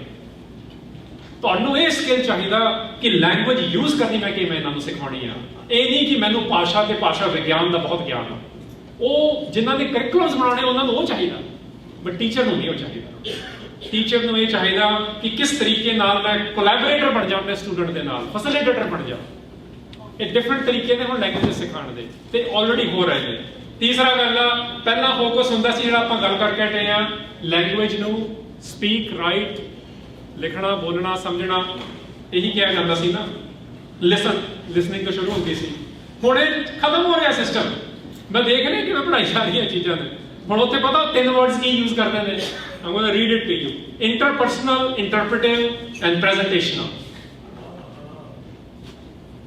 ਕਹਿੰਦੇ ਜਿਹੜਾ ਸਕਿੱਲ ਸਿਖਾ ਰਹੇ ਹੋ ਨਾ, ਹੁਣ ਇਹ ਨਾ ਦੇਖਿਓ ਕਿ ਇਹਨੂੰ ਪੜ੍ਹਨਾ ਆ ਗਿਆ, ਲਿਖਣਾ। ਮੈਨੂੰ ਤੁਹਾਨੂੰ ਪਤਾ ਨਿਆਣਿਆਂ ਦਾ, ਮੈਂ ਜਾਣਦਾ ਉਹਨਾਂ ਨੂੰ, ਮੈਂ ਆਪ ਵੀ ਉਦਾਂ ਦਾ ਹੁੰਦਾ ਸੀ ਕਿ ਮੈਨੂੰ ਪੜ੍ਹਨੀ ਆਉਂਦੀ ਸੀ, but I didn't know jack anything। ਉਹਦਾ ਮੀਨਿੰਗ ਕੁਝ ਨਹੀਂ ਪਤਾ। ਮੋਸਟ ਪੰਜਾਬੀ ਵੀ ਗੁਰੂ ਗ੍ਰੰਥ ਸਾਹਿਬ ਪੜ੍ਹ ਹੀ ਲੈਂਦੇ, ਮੀਨਿੰਗ ਤਾਂ ਨਹੀਂ ਪਤਾ, ਕਿਉਂਕਿ ਉਹ ਸਕਿੱਲ ਸੈਟ ਡਿਵੈਲਪ ਹੋਇਆ। ਲੈਂਗੁਏਜ ਦੇ ਵਿੱਚ ਸਕਿੱਲ ਹੁੰਦਾ। ਕਹਿੰਦੇ ਇਹਦੇ ਵਿੱਚ ਇੰਟਰਪਰਸਨਲ, ਜਿਹਨੂੰ ਕਮਿਊਨੀਕੇਸ਼ਨ ਲੈਵਲ ਕਿਹਾ ਜਾਂਦਾ, ਉਹ ਲੈਵਲ ਤੇ ਲਿਜਾਣਾ ਪੈਣਾ ਤੁਹਾਨੂੰ। ਉਹਦੇ ਲਈ ਤੁਹਾਨੂੰ ਟੀਚਰ ਡਿਫਰੈਂਟ ਬਣਨਾ ਪੈਣਾ, ਤੇ ਉਹਦੇ ਵਿੱਚ ਤੁਹਾਨੂੰ ਇੰਟਰਪ੍ਰੀਟੇਸ਼ਨ ਕਰਨੀ ਸਿਖਾਉਣੀ ਪੈਣੀ ਆ। ਉਹਦੇ ਵਿੱਚ ਸਾਨੂੰ ਇਸ ਚੀਜ਼ ਦੀ ਪ੍ਰੈਜੈਂਟੇਸ਼ਨ ਕਿਵੇਂ ਕਰਨੀ ਆ। ਦੁਨੀਆ ਇੱਧਰ ਜਾ ਰਹੀ ਆ। ਲੈਂਗੁਏਜ ਨੂੰ ਜੇ ਅਸਲੀਅਤ ਵਿੱਚ ਲੈ ਕੇ ਆਉਣਾ ਆਪਣੇ ਨਾਲ, ਫਿਰ ਗੱਲ ਹੈਗੀ ਕਿ ਕਰਿਕੂਲਮ, ਪਹਿਲਾਂ ਕਰਿਕੂਲਮ ਹੁੰਦਾ ਸੀ ਜੀ ਟੈਕਸਟ ਬੁੱਕ ਬਣਾ ਲਓ। ਤੁਹਾਨੂੰ ਪਤਾ ਅੱਜ ਕੱਲ੍ਹ ਕੀ ਪਿਛਲੇ 15 ਸਾਲਾਂ ਵਿੱਚ ਟੈਕਸਟ ਬੁੱਕਸਾਂ ਖਤਮ ਹੋ ਕੇ ਸਟੈਂਡਰਡਸ ਤੇ ਲੈਸਨ ਪਲਾਨਸ ਆ ਗਏ ਨੇ ਹਰ ਚੀਜ਼ ਦੇ। ਪਹਿਲਾਂ ਮੈਂ ਕਿ ਟੈਕਸਟ ਬੁੱਕ ਖਤਮ ਕਰੋ, ਇਹ ਸਿਖਾ ਦਿਓ। ਇਹ ਸਾਡਾ ਸਿਸਟਮ 8 ਮਹੀਨਿਆਂ ਵਿੱਚ, 5 ਮਹੀਨਿਆਂ ਵਿੱਚ, 2 ਸਮੈਸਟਰ ਵਿੱਚ, 3 ਟ੍ਰਾਈਮੈਸਟਰ ਇਹੀ ਚੱਲਦਾ ਸੀਗਾ। ਨਾਓ ਵਾਟ ਦੇ ਡੂ, ਕਹਿੰਦੇ ਹੁਣ ਥੀਮੈਟਿਕ ਯੂਨਿਟਸ ਹੋਣੀਆਂ ਚਾਹੀਦੀਆਂ, ਥੀਮ ਬੇਸਡ। ਉਸ ਥੀਮ ਬੇਸਡ ਯੂਨਿਟਸ ਦੇ ਵਿੱਚ ਤੁਹਾਨੂੰ ਆਥੈਂਟਿਕ ਸੋਰਸਿਸ ਦੇ ਨਾਲ ਜੋੜ ਕੇ ਸਿਖਾਓ। By the way, even if you don't like ਜੋ UBC ਚ ਅੱਜਕੱਲ੍ਹ ਹੋ ਰਿਹਾ, ਉਹ ਕਰ ਰਹੇ ਨੇ ਇੱਦਾਂ ਦਾ ਬਾਤ। ਉਹ ਤੁਹਾਨੂੰ ਭਾਈ ਵੀਰ ਸਿੰਘ ਵੀ ਪੜ੍ਹਾ ਦਿੰਦੇ ਨੇ ਚੌਥੇ ਲੈਵਲ ਤੇ ਲਿਜਾ ਕੇ, ਤੇ ਰਤਨ ਸਿੰਘ ਭੰਗੂ ਵੀ ਪੜ੍ਹਾ ਦਿੰਦੇ ਨੇ। ਤੁਸੀਂ ਦੱਸੋ ਪੰਜਾਬ ਦੀ ਕਿਹੜੀ ਯੂਨੀਵਰਸਿਟੀ 'ਚ ਹੋ ਰਿਹਾ ਲੈਂਗੁਏਜ ਦੇ ਲੈਵਲ ਤੇ? Theme based, authentic resource based ਪੜ੍ਹਾਉਣਾ। ਜੇ ਤੁਸੀਂ ਵਾਕਈ ਚਾਹੁੰਦੇ ਹੋ ਕਿ ਪੰਜਾਬੀ ਕਲਚਰ ਦੀ ਇੱਕ ਪੁਨਰ ਸੁਰਜੀਤ ਉਹਨੂੰ ਜੇ ਕਰਨਾ, ਤਾਂ ਇਸ ਤਰ੍ਹਾਂ ਪੜ੍ਹਾਉਣਾ ਪੈਣਾ। ਫਿਰ ਕਲਚਰ ਦੇ ਫੈਕਟ ਨਹੀਂ ਤੁਸੀਂ ਦਿੰਦੇ। ਆਪਾਂ ਅੱਜਕੱਲ੍ਹ ਫੈਕਟ ਦਿੰਦੇ ਆ, ਪੰਜਾਬ ਇੱਦਾਂ ਦਾ ਹੁੰਦਾ ਸੀ, ਮੈਂ ਵੀ ਦਿੰਦਾ ਹੁੰਦਾ। 1900 ਦੇ ਸੈਂਸਸ ਵਿੱਚ ਪੰਜਾਬ ਵਾਸ ਨੰਬਰ 1 ਸਟੇਟ ਇਨ ਐਜੂਕੇਸ਼ਨ। ਹੁਣ ਇੱਥੋਂ ਅੰਦਾਜ਼ਾ ਲਾਓ ਕਿ ਪੰਜਾਬ 'ਚ ਨੰਬਰ 1 ਸਟੇਟ ਇਨ ਐਜੂਕੇਸ਼ਨ ਸੀ। ਫਿਰ ਪੰਜਾਬੀਆਂ ਨੇ ਕੀ ਕੀਤਾ? ਸਿੱਖਾਂ ਨੇ ਉਹਦੇ ਵਿੱਚ ਗੁਰਦੁਆਰੇ ਪਹਿਲਾਂ ਆਜ਼ਾਦ ਕਰਾਏ, ਤੇ ਫਿਰ ਪੰਜਾਬ ਆਜ਼ਾਦ ਕਰਾਇਆ, ਫਿਰ ਹਿੰਦੁਸਤਾਨ ਤੇ ਪਾਕਿਸਤਾਨ ਵੀ ਆਜ਼ਾਦ ਕਰਾਤਾ। ਅੰਕੜੇ ਤੁਹਾਡੇ ਸਾਹਮਣੇ ਨੇ। ਹੁਣ ਅਸੀਂ ਕਿਸੇ ਵੀ ਲੈਵਲ ਤੇ ਆਜ਼ਾਦ ਨਹੀਂ ਆ, ਤੇ ਹਰ ਲੈਵਲ ਤੇ ਗੁਲਾਮੀ ਕਰ ਰਹੇ ਆ। ਤੇ ਉਹਦੇ ਵਿੱਚ ਕਲਚਰ ਦੇ ਅਸੀਂ ਫੈਕਟ ਦਿੰਦੇ ਆ। ਜਦ ਤੁਸੀਂ ਪੰਜਾਬੀ ਪੜ੍ਹਾਉਣੀ ਤੇ ਸਿਖਾਣੀ ਆ, ਉੱਥੇ ਤੁਸੀਂ ਪਰਸਪੈਕਟਿਵਸ ਦੇਣੇ ਨੇ। ਮੈਂ ਕਿਤੇ ਹੁਣ ਲਾਹੌਰ ਵਿੱਚ ਯੂਨੀਵਰਸਿਟੀ ਵਿੱਚ ਬੋਲ ਰਿਹਾ ਸੀ, ਤੇ ਉੱਥੇ ਇੱਕ ਸਟੂਡੈਂਟ ਮੈਨੂੰ ਕਹਿੰਦਾ ਜੀ ਤੁਹਾਡੀ ਪੰਜਾਬੀ ਵੱਖਰੀ ਹੈ। ਮੈਂ ਕਿਹਾ ਸੈਲੀਬ੍ਰੇਟ ਕਰਿਆ ਕਰੋ ਇਸ ਗੱਲ। ਪੰਜਾਬੀ ਦੀ 15 ਤੋਂ ਬੋਲੀਆਂ ਨੇ। ਤੁਸੀਂ ਗੁਰੂ ਗ੍ਰੰਥ ਸਾਹਿਬ ਵਿੱਚ ਵੀ ਸਪੈਸੀਮਨ ਲਾਓਗੇ, ਬੜੇ ਮਿਲਣਗੇ ਤੁਹਾਨੂੰ ਇਸ ਮਾਮਲੇ ਤੇ। ਹੋਰ ਲੈਂਗੁਏਜਸ ਵੀ ਮਿਲਦੇ ਨੇ। ਇਹ ਇੱਕ ਯੂਨੀਫਾਰਮਿਟੀ ਕ੍ਰੀਏਟ ਕਰਨਾ ਤਾਂ ਨੈਸ਼ਨਲਿਜ਼ਮ ਦੇ ਥੱਲੇ ਆਉਂਦਾ। ਅਸੀਂ ਉਹਦਾ ਹਿੱਸਾ ਨਹੀਂ ਰਹੇ ਹਾਂ। ਅਸੀਂ ਪੰਜਾਬੀ ਦੀ ਡਾਇਵਰਸਿਟੀ ਨੂੰ ਸੈਲੀਬ੍ਰੇਟ ਕਰਦੇ ਰਹੇ ਹਾਂ, ਤਾਂ ਹੀ ਉਹ ਇਲਾਕੇ ਨਾਲ ਜੁੜੀ ਹੋਈ ਹੈ। ਇਸ ਕਰਕੇ ਉਹ 15 ਬੋਲੀਆਂ ਨੇ। ਐਨੀਵੇ, ਹੁਣ ਟੈਕਨੋਲੋਜੀ ਨੂੰ ਐਜ਼ ਅ ਕੂਲ ਟੂਲ ਨਹੀਂ ਚਾਹੀਦਾ ਸਾਨੂੰ। ਅੱਜ ਕੱਲ੍ਹ ਅਸੀਂ ਕਹਿੰਦੇ ਬੜੀ ਕੂਲ ਜਿਹਾ ਲੱਗਦਾ ਹੈ, ਕਹਿੰਦਾ ਇਹ ਇੱਕ ਚੀਜ਼ ਉਹ ਚਲੇ ਗਏ, ਉਹ ਗਿਮਿਕੀ ਕੰਮ ਸੀਗੇ। ਅੱਜ ਜੇ ਟੈਕਨੋਲੋਜੀ ਤੁਸੀਂ ਯੂਜ਼ ਕਰਨੀ ਆ, ਉਹਦੇ ਵਿੱਚ ਤੁਹਾਡੀ ਲਰਨਿੰਗ ਨੂੰ ਐਨਹਾਂਸ ਕਰਨ ਦਾ ਸਿਸਟਮ ਚਾਹੀਦਾ ਹੋ। ਉਹ ਸਿਰਫ ਕੂਲਨੈਸ ਨਹੀਂ ਚਾਹੀਦੀ ਉਹਦੇ 'ਚ, ਫਿਰ ਸਕਿੱਲ ਨਾਲ ਨਹੀਂ ਆਊਗਾ। ਫਿਰ ਉਹ ਦੇਖਣ ਨੂੰ ਥੋੜੀ ਚੀਜ਼ਾਂ ਨੇ ਠੀਕ ਹੈਗੀ। ਤੇ ਅਖੀਰਲੀ ਗੱਲ ਮੈਂ ਕਰਾਂਗਾ ਕਿ ਹੁਣ ਲੈਂਗੁਏਜ ਕਦੀ ਟੀਚ ਨਹੀਂ ਕਰਨੀ। ਪੰਜਾਬੀ ਕਦੀ ਭਾਸ਼ਾ ਦੇ ਲੈਵਲ ਤੇ ਪੜ੍ਹਾਉਣ ਦੀ ਲੋੜ ਨਹੀਂ। ਹੁਣ ਪੰਜਾਬੀ ਇਸ ਕਰਕੇ ਪੜ੍ਹਾਉਣ ਦੀ ਲੋੜ ਆ ਕਿ ਪੰਜਾਬੀ ਦਾ ਕੰਟੈਂਟ ਕੀ ਹੈ। ਪੰਜਾਬ ਦੇ ਪੁਰਾਣੀਆਂ ਚੀਜ਼ਾਂ ਨੂੰ ਜੇ ਸਟੱਡੀ ਕਰਵਾਉਣਾ, ਵਰਲਡ ਲੈਵਲ ਤੇ ਜੇ ਤੁਸੀਂ ਕੰਟਰੀਬਿਊਸ਼ਨ ਦੇਣੀ ਆ ਨਾ, ਤੁਹਾਨੂੰ ਦੱਸਣਾ ਪੈਣਾ ਕਿ ਪਿਛਲੇ 800 ਸਾਲਾਂ ਦੇ ਵਿੱਚ ਕੀ ਪੰਜਾਬ ਨੇ ਪ੍ਰੋਡਿਊਸ ਕੀਤਾ। ਤੇ ਪੰਜਾਬ ਨੇ ਕੀਤਾ ਸੀ ਬੜਾ ਕੁਝ ਪ੍ਰੋਡਿਊਸ, ਤੇ ਜਿਹੜੇ ਰੈਡਕਲਿਫ ਲਾਈਨ ਦੇ ਥੱਲੇ ਆ ਕੇ ਤੇ ਕੁਝ ਫਨੈਟਿਸਿਜ਼ਮ ਦੇ ਥੱਲੇ ਆ ਕੇ ਕਿਵੇਂ ਅਸੀਂ ਬਰਬਾਦ ਵੀ ਕਰ ਚੁੱਕੇ ਹਾਂ ਪਿਛਲੇ 70 ਸਾਲਾਂ 'ਚ। So teaching language for the sake of language ਨਹੀਂ ਹੁੰਦਾ। ਲੈਂਗੁਏਜ ਵਿੱਚੋਂ ਫਿਰ ਤੁਹਾਡੇ ਜਿਸ ਨੂੰ ਆਪਾਂ ਕਹਿੰਦੇ ਕ੍ਰੀਏਟਿਵ ਪਰਸਨੈਲਿਟੀਜ਼ ਨਿਕਲਦੀਆਂ ਨੇ, ਕੋਈ ਸਾਇੰਸ ਦੀ, ਕੋਈ ਆਰਟ ਦੀ, ਕੋਈ ਮਿਊਜ਼ਿਕ ਦੀ, ਉਹ ਚੀਜ਼ਾਂ ਇਹਦੇ ਵਿੱਚ ਆਉਣਗੀਆਂ। This is the purpose of language. So anyway, ਇਹ ਗੱਲਾਂ ਅਖੀਰ ਦੇ ਵਿੱਚ ਹੁਣ ਤੁਹਾਨੂੰ ਕੀ ਕਹਾਂਗੇ। ਕਾਰਡ ਆ ਗਿਆ, 5 ਮਿੰਟ ਰਹਿ ਗਏ। ਵੈਸੇ ਕਿਹਾ ਇਹਨਾਂ ਨੇ ਘੰਟਾ ਸੀ, ਹੁਣ 40 ਮਿੰਟ ਤੇ ਰੋਕ ਰਹੇ ਨੇ, ਕੋਈ ਗੱਲ ਨਹੀਂ। ਤੇ ਮੈਂ ਤਾਂ ਸਿੱਧੀ ਗੱਲ ਜੋ ਮੈਨੂੰ ਕਿਹਾ ਉਹੀ ਹੋਈ ਹੈ। ਨਹੀਂ, I will wrap it up, I understand. So ਅਖੀਰ ਦੇ ਵਿੱਚ ਗੱਲ ਜਿਹੜੀ ਮੈਂ ਕਹੀ ਸੀਗੀ ਕਿ ਮੈਂ ਨਜ਼ਰੀਆ ਆਪਣਾ ਪਰਸਨਲ ਵੀ ਦੇ ਰਿਹਾ, ਨਾਲ ਪੋਲਿਟਿਕਸ ਨਾਲ ਵੀ ਇਹਨਾਂ ਚੀਜ਼ਾਂ ਨੂੰ ਜੋੜ ਰਿਹਾ ਜਾਣ ਕੇ, ਕਿਉਂਕਿ ਐਵਰੀਥਿੰਗ ਇਜ਼ ਪੋਲੀਟੀਕਲ। ਇਹ ਬਿਲਕੁਲ ਨਾ ਸੋਚੋ ਕਿ ਚੀਜ਼ਾਂ ਪੋਲੀਟੀਕਲ ਨਹੀਂ ਹੈ। ਐਵਰੀਥਿੰਗ ਇਜ਼ ਪੋਲੀਟੀਕਲ, ਕਿਉਂਕਿ ਪੋਲੀਟੀਕਲ ਹੁੰਦੀ ਕੀ ਹੈ? ਗਵਰਨੈਂਸ ਆਫ ਲਾਈਫ, ਪਾਲਿਸੀਆਂ ਦੀ ਲੜਾਈਆਂ ਹੀ ਨੇ, ਹੋਰ ਕੀ ਹੈ? ਇਹ ਪਾਲਿਸੀਆਂ ਦੀਆਂ ਲੜਾਈਆਂ ਦੇ ਵਿੱਚ ਜੇ ਅਦਾਰਾ ਤੁਸੀਂ ਬਣਾ ਸਕਦੇ ਹੋ, ਮੈਂ ਤੁਹਾਨੂੰ ਇੱਕ ਕੰਮ ਕਰਨ ਲਈ ਕਿਹਾ ਕਿ ਸੀਰੀਅਸ ਲਰਨਿੰਗ ਸੈਂਟਰ ਲੈਂਗੁਏਜ ਦਾ ਪੰਜਾਬੀ ਦਾ ਨਹੀਂ ਆ। ਮੈਂ ਪਾਕਿਸਤਾਨ ਸਾਈਡ ਵੀ ਘੁੰਮਿਆ ਸੀਗਾ, ਤੇ ਉੱਥੇ ਵੀ ਪ੍ਰਾਈਵੇਟ ਤੌਰ ਤੇ ਕਰ ਰਹੇ ਨੇ। ਮੈਂ 4-5 ਸੰਸਥਾਵਾਂ ਦੇ ਵਿੱਚ ਗਿਆ ਸੀਗਾ ਲਾਹੌਰ ਦੀਆਂ। ਅਜੇ ਮੈਂ ਹੋਰ ਥਾਵਾਂ ਤੇ ਨਹੀਂ ਜਾ ਪਾਇਆ ਸੀ, ਤੇ ਲਾਹੌਰ ਦੇ ਨੇੜੇ ਤੇੜੇ ਦੀਆਂ ਸਾਰਾ ਪਰਸਨਲ ਕੈਪੈਸਿਟੀ ਤੇ ਛੋਟੇ ਦਾਇਰੇ ਦੇ ਵਿੱਚ ਕੰਮ ਹੋ ਰਿਹਾ। ਤੇ ਹਿੰਦੁਸਤਾਨ ਦੀ ਸਾਈਡ ਵਿੱਚ ਵੀ ਇਸੇ ਤਰ੍ਹਾਂ। ਤੁਸੀਂ ਕਹਿੰਦੇ ਹੋ ਲੀਗਲ ਲੈਵਲ ਤੇ ਹੈ ਨਹੀਂ। ਮੇਰਾ ਦੋਸਤ ਪੰਜਾਬੀ ਟ੍ਰਿਬਿਊਨ ਦਾ ਸਬ ਐਡੀਟਰ ਰਿਹਾ, ਹੁਣ BBC 'ਚ ਕਹਿੰਦਾ ਜਿਹੜੀ ਪੱਤਰਕਾਰੀ ਕਰਾਈ ਜਾ ਰਹੀ ਹੈ ਉਹਦੇ ਵਿੱਚ ਵੀ ਪੰਜਾਬੀ ਦੇ ਲਫ਼ਜ਼ ਜਾਣ ਕੇ ਚੇਂਜ ਕਰਾਏ ਜਾ ਰਹੇ ਨੇ। ਸਟੇਟ ਛੱਡੋ, ਕਿਉਂ ਮੈਂ ਪੱਤਰਕਾਰੀ ਨਾਲ ਜੋੜ ਰਿਹਾ? ਕਿਉਂਕਿ ਸਭ ਤੋਂ ਪਪੂਲਰ ਲੈਂਗੁਏਜ ਦਾ ਉਹ ਮੀਡੀਅਮ। ਤੇ ਤੁਹਾਨੂੰ ਪਤਾ ਹਰ ਪੰਜਾਬੀ ਨੇ ਅਖਬਾਰ ਤਾਂ ਦੇਖਣਾ ਹੀ ਹੁੰਦਾ, ਖਬਰ ਕੀ ਲੱਗੀ। ਜੇ ਖਬਰ ਨਹੀਂ ਵੀ ਦੇਖਦੀ, ਫੋਟੋ ਤਾਂ ਦੇਖ ਲਈ ਨੇ ਆਪਣੀ, ਹੈ ਨਾ? ਸੋ ਅਖਬਾਰ ਦੇ ਰਾਹੀਂ ਕਿਵੇਂ ਪੰਜਾਬੀ ਦਾ ਪੋਲੀਟੀਕਲੀ ਚੇਂਜਸ ਕਰਾਏ ਜਾ ਰਹੇ ਨੇ, ਉਸ ਲੈਵਲ ਤੇ ਵੀ ਸਾਡੇ ਬੜੀ ਖਤਰਨਾਕ ਚੀਜ਼ਾਂ ਪਈਆਂ ਨੇ। ਕਿਹੜੇ ਲੈਵਲ ਤੇ ਤੁਸੀਂ ਲੜਨਾ ਹੈ ਤੁਸੀਂ ਆਪ ਡਿਸਾਈਡ ਕਰ ਲਓ। ਮੈਂ ਨੰਬਰ 1 ਲੈਵਲ ਤੇ ਆਪਣੇ ਮਾਈਂਡ ਵਿੱਚ ਇਹਨੂੰ ਜਿੱਤੋ ਪਹਿਲਾਂ। I am not a native speaker. But मैं ਇਹਨੂੰ ਕਹਾਂਗਾ ਕਿ ਮੈਂ ਆਪਣੇ ਆਪ ਨੂੰ ਪੰਜਾਬੀ ਸਮਝਦਾ। ਇਨਫੈਕਟ ਮੈਂ 3-4 ਸਾਲ ਪਹਿਲਾਂ ਪੰਜਾਬੀ ਮੇਲੇ ਤੇ ਬੋਲਣਾ ਸੀਗਾ ਤੇ ਮੈਂ ਉੱਥੇ ਆਰਟੀਕਲ ਹੀ ਇਹ ਲਿਖਿਆ, Punjabi in me. We get to redefine certain things also ਨਾ ਪੰਜਾਬੀਆਂ ਦੇ, ਕਿਉਂਕਿ ਪੰਜਾਬ ਵਿੱਚ ਰਹਿ ਕੇ ਵੀ ਇਕੱਲਾ ਕੰਮ ਨਹੀਂ, ਬਟ 80% ਜਿਹੜਾ ਸਿੱਖ ਆ ਉਹ ਪੰਜਾਬ 'ਚ ਰਹਿੰਦਾ, ਸੋ ਇਹ ਤਾਂ ਸਾਡਾ ਉੱਥੇ ਇਨਫਲੂਐਂਸ ਵੀ ਹੈਗਾ।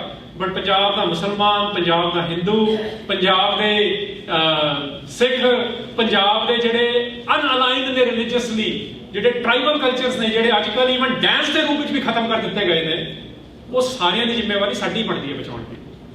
ਇਕੱਲਾ ਭੰਗੜਾ ਹੀ ਡਾਂਸ ਹੈ ਨਹੀਂ, ਤੁਹਾਨੂੰ ਪਤਾ ਇਹ ਚੀਜ਼ਾਂ ਦਾ। ਇੱਕ ਡੋਮੀਨੈਂਟ ਕੈਸਟ ਕਲਚਰ ਕਰਕੇ ਵੀ ਚੀਜ਼ਾਂ ਖਤਮ ਹੋ ਰਹੀਆਂ ਨੇ, ਇਲਾਕਾ ਪ੍ਰਸਤੀ ਕਰਕੇ ਵੀ ਚੀਜ਼ਾਂ ਖਤਮ ਹੋ ਰਹੀਆਂ ਨੇ। ਇਹਨਾਂ ਦੇ ਪ੍ਰਤੀ ਜੇ ਜ਼ਿੰਮੇਵਾਰੀ ਦੇਣੀ ਆ, ਉੱਥੇ ਫਿਰ ਪੁਰਾਣੇ ਸਿੱਖ ਰਾਈਟਰਸ ਕੋਲੋਂ ਮੈਂ ਗੱਲ ਕਰਕੇ ਗੱਲ ਖਤਮ ਕਰਾਂਗਾ। ਭਾਈ ਵੀਰ ਸਿੰਘ ਦਾ ਨਾਮ ਲੈਣਾ ਇੱਥੇ ਬਹੁਤ ਜ਼ਰੂਰੀ ਹੈ।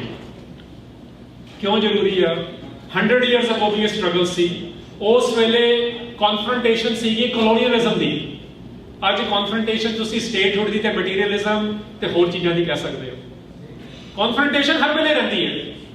ਉਹਨਾਂ ਨੇ ਉਸ ਕਨਫਰੰਟੇਸ਼ਨ ਦੇ ਵਿੱਚ ਵੀ ਜਿਹੜੇ ਸਿੱਖੀ ਵਾਲੇ ਕੰਮ ਤਾਂ ਕੀਤੇ ਹੀ ਕੀਤੇ ਨੇ। ਪੰਜਾਬੀ ਦੇ ਨਾਵਲ ਲਿਖਣੇ, ਪੰਜਾਬੀ ਦੇ ਜਿਹਨੇ ਟਾਈਪ ਸੈਟਿੰਗ ਵੀ ਪੰਜਾਬੀ ਦੀ ਕੀਤੀ ਆ, ਉਹਨੂੰ ਵੀ ਟ੍ਰੇਨ ਇਹਨਾਂ ਨੇ ਕੀਤਾ, ਜਿਨ੍ਹਾਂ ਦੀ ਗ੍ਰੰਥਾਵਲੀ ਅੱਜ ਤੁਸੀਂ ਮੈਂ ਤੇ ਪੜ੍ਹ ਸਕਦੇ ਆ। ਕਿਹਦੀ ਗੱਲ ਮੈਂ ਕਰ ਰਿਹਾ? ਕਿਹਨੇ ਟਾਈਪ ਸੈਟਿੰਗ ਕੀਤੀ ਸੀ ਪੰਜਾਬੀ ਦੀ? ਦੱਸੋ। ਧਨੀ ਰਾਮ ਚਾਤਰਿਕ। ਹੂ ਟ੍ਰੇਨਡ ਹਿਮ? ਭਾਈ ਵੀਰ ਸਿੰਘ।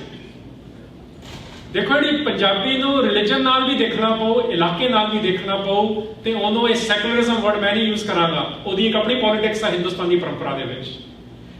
ਮਤਲਬ ਕਿਸੇ ਕੰਪਲੈਕਸ ਤੋਂ ਬਾਹਰ ਆ ਕੇ ਚੀਜ਼ਾਂ ਨੂੰ ਦੇਖੋ। ਭਾਈ ਵੀਰ ਸਿੰਘ ਨੇ ਜਿਹੜਾ ਪੰਜਾਬੀ ਦਾ ਨਿਊ ਟਾਈਪ ਸੈਟ ਬਣਿਆ ਸੀ, ਧਨੀ ਰਾਮ ਚਾਤਰਿਕ ਨੂੰ ਵੀ ਉਹਨਾਂ ਨੇ ਟ੍ਰੇਨ ਕੀਤਾ। ਤੇ ਉਹ ਕੀ ਲਿਖ ਰਹੇ ਨੇ ਅੱਜ ਕੱਲ੍ਹ? ਉਹਨਾਂ ਨੂੰ ਲੋਕੀ ਬਣਾਈ ਜਾਂਦੇ ਨੇ ਕਿ ਨੈਸ਼ਨਲਿਜ਼ਮ ਦੇ ਬਾਰੇ ਇਹਨਾਂ ਨੇ ਕੁਝ ਨਹੀਂ ਕਿਹਾ। ਵੈਲ, ਤੁਸੀਂ ਫਿਰ ਉਹਨਾਂ ਦੀ ਗੰਗਾ ਰਾਮ ਕਵਿਤਾ ਨਹੀਂ ਪੜ੍ਹੀ, ਜਿਹਦੇ 'ਚ ਉਹ ਕਹਿ ਰਹੇ ਨੇ ਕਿ ਰੱਬ ਨੂੰ ਕਹਿ ਰਹੇ ਨੇ। ਇਹ ਹੈਗੀ ਇੱਕ ਸਿੱਖਾਂ ਦੇ ਨਜ਼ਰੀਏ ਦੀ ਤੇ ਪੰਜਾਬੀਆਂ ਦੇ ਨਜ਼ਰੀਏ ਦੀ। ਭਾਵੇਂ ਉਹ ਸੂਫੀ ਕਾਵ ਲਿਖਦੇ ਸੀ ਤੇ ਭਾਵੇਂ ਹੋਰ ਨੇ। ਮੈਂ ਇਨਫੈਕਟ ਉਹ ਕਹਿੰਦੇ ਨੇ ਆਜ਼ਾਦੀ ਹੱਕ ਤੇਰਾ ਦਿੱਤਾ।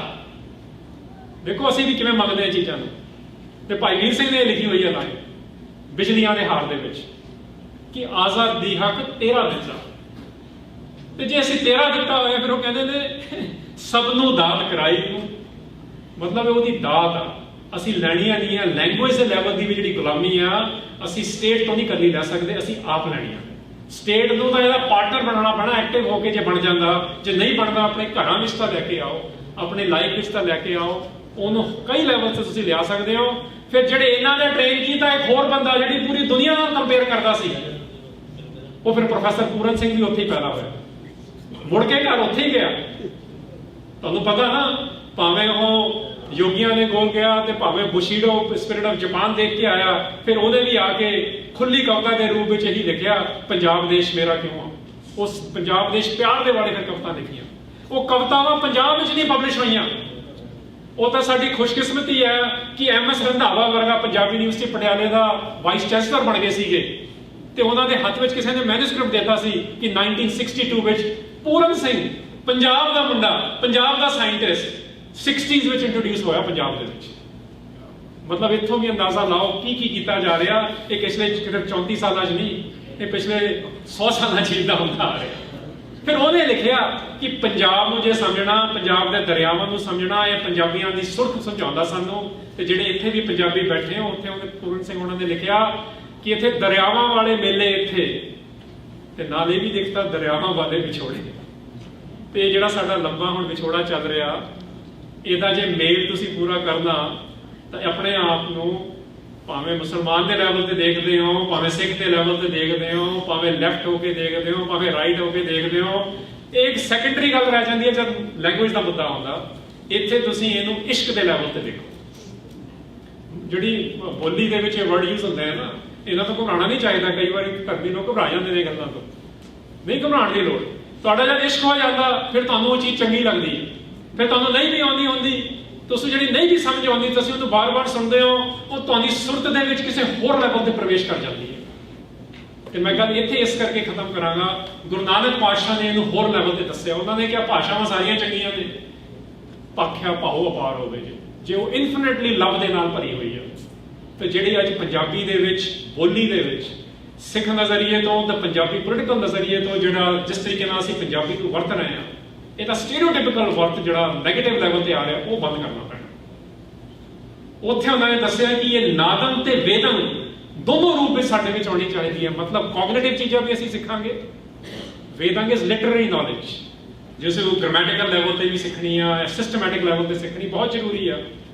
ਤੇ ਲੇਕਿਨ ਇਹਦਾ ਜਿਹੜਾ ਨਾਦੰਗ ਵਾਲਾ ਪਾਰਟ ਆ, ਜਿਹੜਾ ਕਿ ਲੈਫਟ ਬ੍ਰੇਨ ਤੇ ਰਾਈਟ ਬ੍ਰੇਨ ਅਸੀਂ ਜਿਹਨੂੰ ਅਸੀਂ ਕਹਿੰਦੇ ਆ ਕਿ ਜਿਹੜੀਆਂ ਇਹਦੀਆਂ ਸੁਰਤ ਦੀਆਂ ਗੱਲਾਂ ਨੇ, ਪਾਰਟਿਕੂਲਰ 뮤직 ਦੇ ਲੈਵਲ ਤੇ, ਪਾਰਟਿਕੂਲਰ ਸਾਊਂਡ ਦੇ ਲੈਵਲ ਤੇ, ਪਾਰਟਿਕੂਲਰ ਕਾਵ ਦੇ ਲੈਵਲ ਤੇ, ਉਹ ਸਾਨੂੰ ਜ਼ਿਆਦਾ ਵਿਸ਼ਾਲ ਕਰਨਗੀਆਂ। ਇਹ ਦੋਨੋਂ ਚੀਜ਼ਾਂ ਅਸੀਂ ਇਕੱਠੀਆਂ ਕਰਾਂਗੇ, ਆਪਣੇ ਘਰਾਂ ਵਿੱਚ ਲੈ ਆਓ, ਪਹਿਲਾਂ ਆਪਣੇ ਮਨਾਂ ਵਿੱਚ ਲੈ ਆਓ, ਤੇ ਜਿਨ੍ਹਾਂ ਦੇ ਇਸ ਤੇ ਤਨ ਧਨ ਤੇ ਮਨ ਨਾਲ ਕੰਮ ਕਰਨਾ, ਉਹ ਫਿਰ ਇੱਕ ਚੰਗਾ ਅਦਾਰਾ ਬਣਾਓ। ਮੈਂ ਵੀ ਉਹਦੇ ਵਿੱਚ ਸ਼ਾਮਲ ਹੋਣ ਲਈ ਆਪਣੀ ਪੂਰੀ ਤਿਆਰੀ ਰੱਖਦਾ ਤੇ ਆਵਾਂਗਾ।